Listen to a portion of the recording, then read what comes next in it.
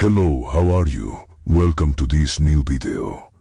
Today we will see how to solve the error code of EAC Anti-Cheat 3005.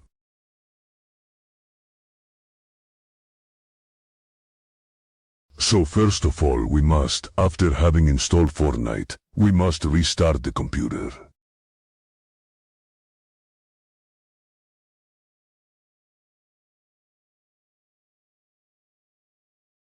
We press this button and restart it. Where it says restart, we restart it. When we have restarted it, we go to a white part of the Windows menu. We right-click and select the Task Manager.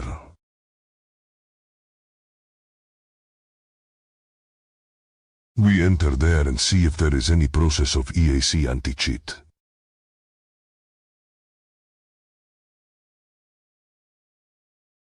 We do very well. And if we have any process of EAC anti-cheat, the only thing we have to do is right-click and click Finish Task. Now, after this, to be able to solve it, what we must do is go to our local disk.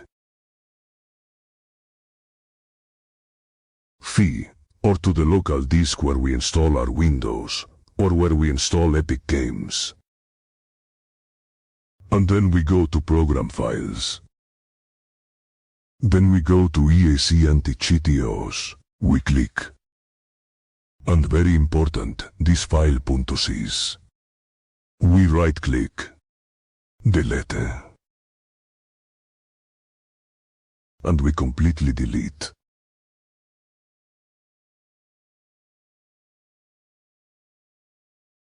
Now, last step. We must go back to the Windows menu and restart our computer. And when you restart the computer, you will be able to play your games with EAC anti-cheat without any problem. My video with pleasure. Greetings to all. Subscribe and like if it was helpful. See you in the next video. Bye.